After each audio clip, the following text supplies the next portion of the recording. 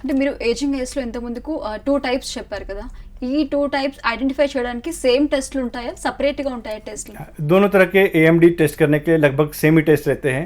पहला चीज़ तो पेशेंट का खुद सेल्फ मॉनिटरिंग, अपना एक आँख बंद करके अपना सेल्फ डिस्टेंस पे चेक करना कि विज़न कैसा है, मुझे किसी चीज़ में तकलीफ हो रही है या नहीं हो रही है।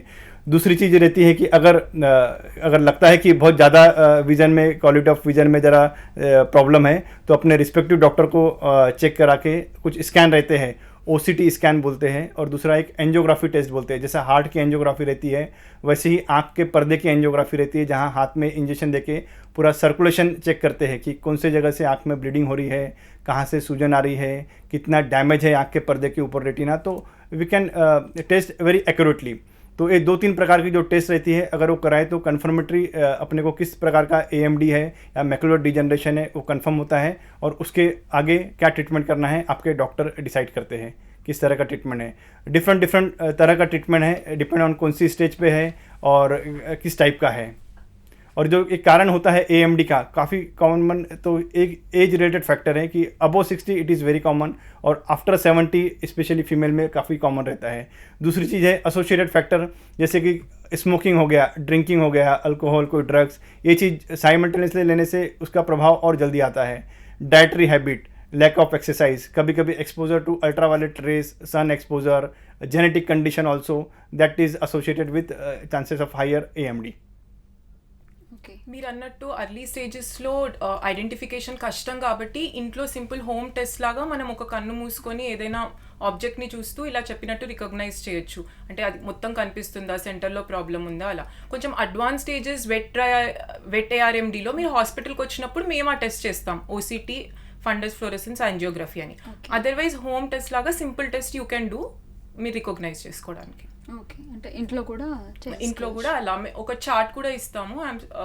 ఆ చార్ట్ మీరు పెట్టుకొని ఒక ఎవ్రీ 15 డేస్కి ఆ చార్ట్ని చూస్తూ మీరు ఆ డిస్టెన్స్లో అది క్లియర్గా కనిపిస్తుందా, లేకపోతే దాంట్లో లైన్స్ ఉంటాయి అన్నమాట, లైన్ స్క్వేర్స్ ఉంటాయి, అవి కొంచెం వంకరగా కనిపిస్తున్నాయా, లేకపోతే సెంటర్లో ఉన్న స్పాట్ కనిపిస్తలేదా, ఇది మీకు హోమ్ టెస్ట్ లాగా మేమే ఇస్తాము.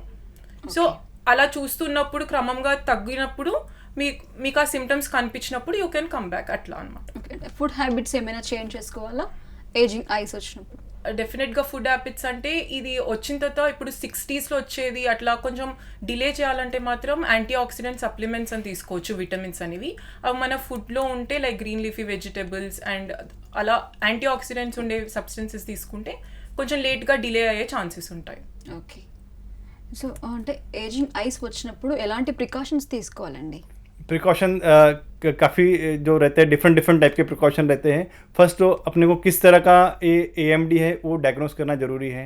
ये चीज़ ऑलरेडी डायग्नोस हो गया तो ट्रीटमेंट अपने डॉक्टर कैसे डिसाइड करते हैं वो फॉलोअप करना है।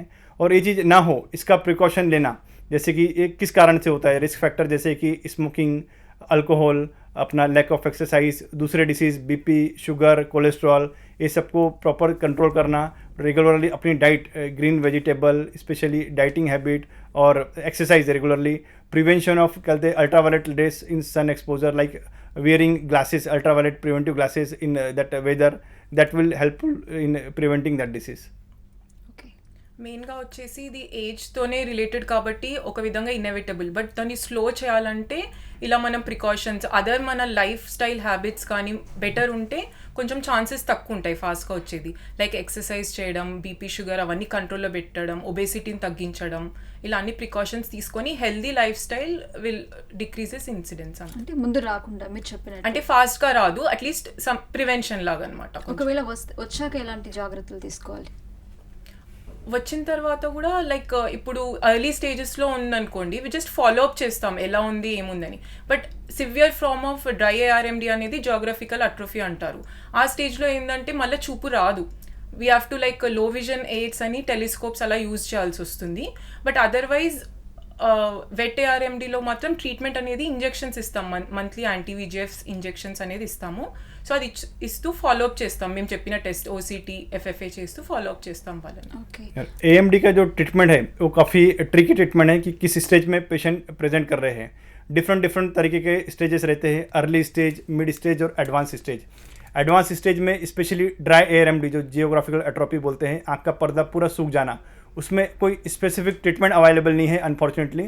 उसका ट्रीटमेंट यह है कि स्पेशल किस्म के लेंसेज, मैग्नीफाइंग ग्लासेस हो गया, टेलीस्कोपिक हो गया, लो विज़न हो गया, उसका ट्रायल करके अगर कुछ हद तक विज़न बढ़ती है तो वो पेशेंट को हेल्पफुल रहता है। और दूसरा जो फॉर्म है डेंजरस फॉर्म, वेट ARMD जिसको बोलते हैं, CNVM और वेट टाइम ऑफ ARMD, उसमें स्पेसिफिक ट्रीटमेंट उसका है आँख के अंदर इंजेक्शन देना। जो स्पेशली आँख के अंदर इंजेक्शन देते हैं उसको बोलते हैं anti VEGF injection. Different type के इंजेक्शन अवेलेबल है मेडिकल साइंस में, वो हर मंथली देना पड़ता है। मिनिमम 3 डोज इंजेक्शन देना पड़ता है आँख के अंदर, वो ब्लीडिंग कम करने के लिए, सूजन कम करने के लिए, जिससे आँख का जो ब्लीडिंग है वो कम होता है और स्वेलिंग कम होकर quality of vision and some extent quantity of vision भी बढ़ती है। तो इंजेक्शन जो देते हैं ये आँख के अंदर देना पड़ता है पूरा, और मंथली, ऐसा नहीं कि 1 या 2 इंजेक्शन 3 इंजेक्शन से ट्रीटमेंट पूरा कंप्लीट हो गया या सब कुछ ठीक हो गया। ये रेगुलर बेसिस पे फॉलोअप करना पड़ता है, और कितने इंजेक्शन लगाना है, आपका कितना इम्प्रूवमेंट होता है, दूसरे फैक्टर कैसे एसोसिएटेड है, आपका दूसरा systemic control, BP, sugar, cholesterol, आपका डाइटरी हैबिट कैसा है, किस स्टेज पे क्लियर कर रहे हैं अपन, वो सब डिपेंड रहता है। काफ़ी लोगों में ये treatment of wet ARMD that is again कहते social, familial and economical burden create करता है, क्योंकि this is not only one time treatment. एक बार ऐसा नहीं है कि हॉस्पिटल गए, ट्रीटमेंट ले और ठीक हो गया। ये बार बार हॉस्पिटल के चक्कर लगते हैं, पेशेंट को बार बार हॉस्पिटल जाना पड़ता है, हर बार स्कैन करना पड़ता है। ओल्ड एज ऑलरेडी दिखता नहीं है तो सामने अपने जो कोई रिलेटिव हो गया, बच्चे हो गया, सन हो गया, डॉटर हो गया, उनकी कंपनी लेके जाना पड़ता है, साथ में किसी को अटेंडेंट को लेके जाना पड़ता है।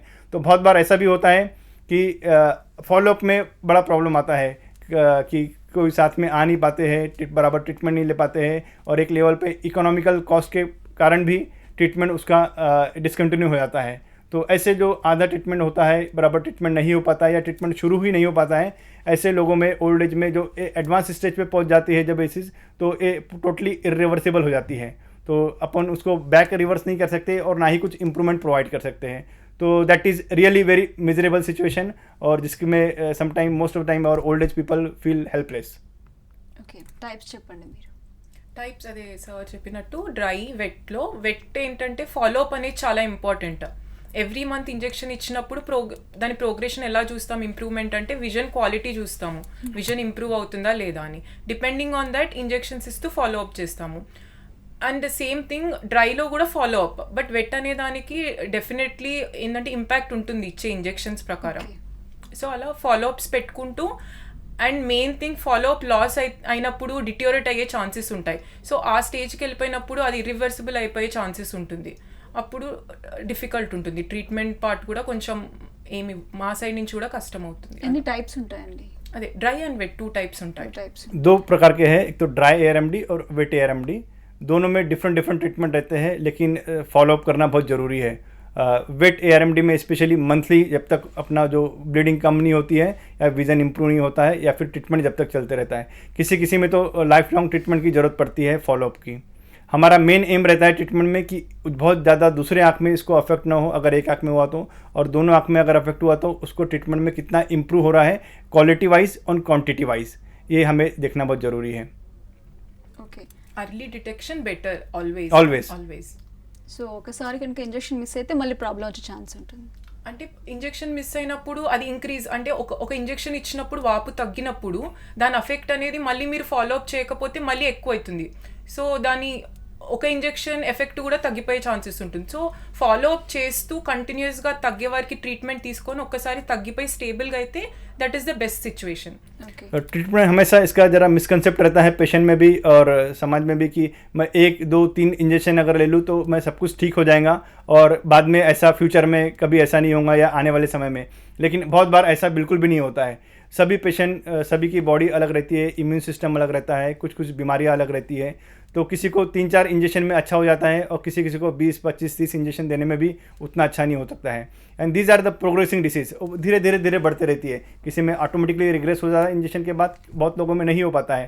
तो अपना जो पेशेंस रहता है और satisfaction of level of treatment बहुत लोगों में उतना नहीं रहता कि मैं अभी इंजेक्शन लगाया हूँ, अभी ठीक नहीं हुआ हूँ, बाद में कितने लगाना पड़ेगा। बहुत बार ऐसा फैक्टर रहता है due to multiple visit to hospital और economical factor. If you like this video, please like it, share it, and for more videos, please subscribe to our channel.